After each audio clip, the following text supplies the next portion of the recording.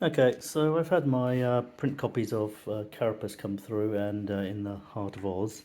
With the help of my faithful assistant here, we're going to have a flick through. Okay, so that's the cover done by Zines.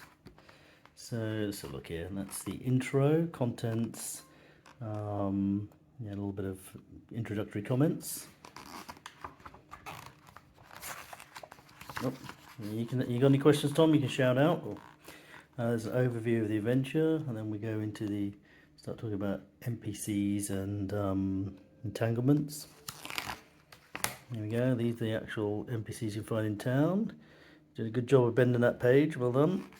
Okay, and next. What we got here? Oh yeah, there's more setup of the NPCs. And some sort of generation tables to set the plot.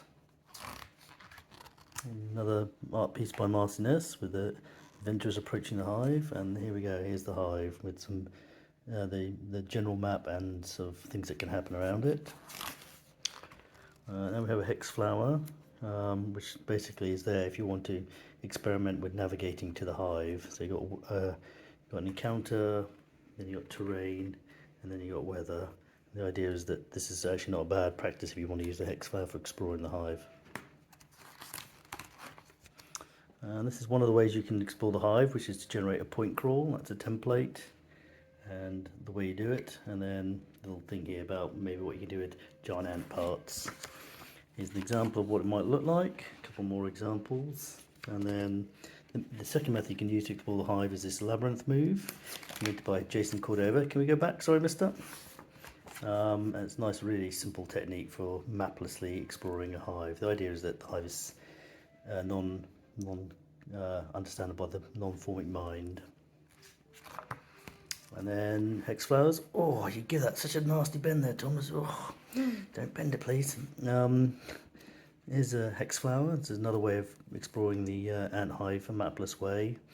And it's central spread, so it's right in the middle. Okay.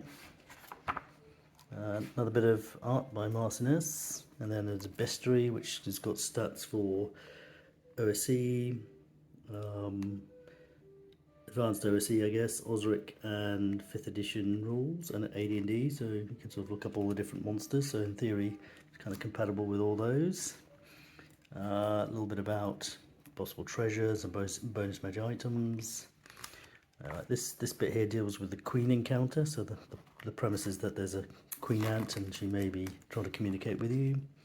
Then 200 ant variants. The idea here is that if you want to spice up giant ants in some ways, particularly maybe the soldier ants, give you something like extra to do. You know, who knows? Just here's a quick zoom in. I don't know if there's comically oversized mandibles, covered in flaming paws. So the idea is that these are combat variants and these are more cosmetic. So it depends what you want. So you roll the 2 D100 if you want them all, or D100 if you just want combat variants, and if you just want cosmetic things, the way they look, that you could do that.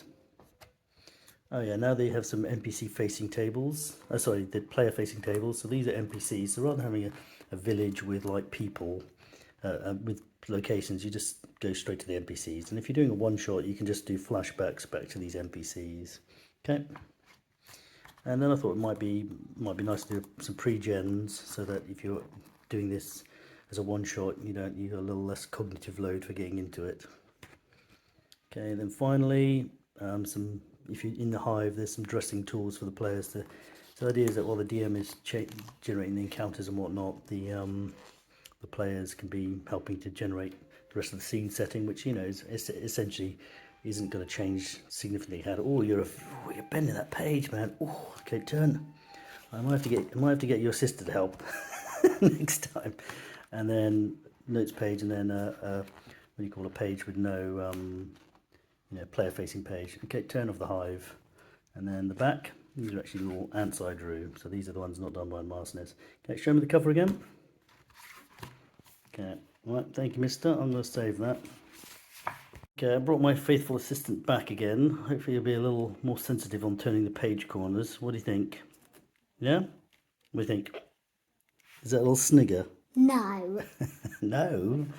Go on then. So this is another Hexware based. This is actually a sandbox this time rather than in a per se adventure. So this is in the heart of Oz, and the art done in this, rather in the heart of the land of the Wizard of Oz, and the art in this is by Nate Dream, which is I think really works well with this setting. Okay, you can turn it if you like.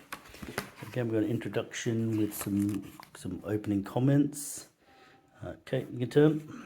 Can you hold it flat? Can you flatten it out? There we go. Okay, so I've got some like ideas for how maybe you get to Oz, and some background, faction building, what's happening in Oz when you get there. Okay, and then I've got a sort of background builder if you want to like maybe create your own how you got to Oz, or who, if they're an Ozite PC to start with. I thought it'd be neat to have a creature builder and maybe an item builder, just as sort of options for playing the game. Then slow down. Then you got your regional powers. If you know anything about the books, there's 4 main areas in the Land of Oz: the north, the east, the south, and the west, and then the Emerald City with the Wizard of Oz himself. Okay, and then in this game, what I've introduced ideas of NPCs like this, like the Cowardly Lion and the Straw Man, the Tin Woodman, and all that, and other ones from the various other books. And the idea is they're like a resource that help you navigate this world, you know, like they did in sort of the film. They're sort of helping Dorothy. Okay, and so here we have a hex flower for exploring, or 3 hex flowers for exploring the Land of Oz. So this is the encounter table. This is don't go. This is terrain, and again a weather specific hex flower for Oz. So this is what you do when you're exploring. Can you flatten this out a little bit, mister? Bending that page. Ugh. Okay, and these are the various encounters depending on where you are in Oz if they occur. These are outland encounters because not everyone is from the Land of Oz, especially with the books. God, look at you bending that page, Thomas. You're such a fiend. Okay, these are extra scenarios that you could get involved in, and then there's a bestiary related to each of the various regions in Oz. So yeah, this is the east and the west. Flatten it out, mister. Again, a bestiary related to the area. Okay, go. And then there's a hex flower for exploring the Wicked Witch of the West's castle, and this hex flower is a way of exploring that procedurally without mapping. And then finally you got descriptors for the castle, and terrain descriptors, because the Land of Oz is kind of a weird place, so you can get like all sorts of weird stuff happening. So you might get, you know, I don't know, the Muzak Forest, for example. Okay, turn. Oh, and there's the back. Okay, can I see the cover again? Okay, well, thank you, assistant. You did a really good job of turning those pages for me. Don't go anywhere.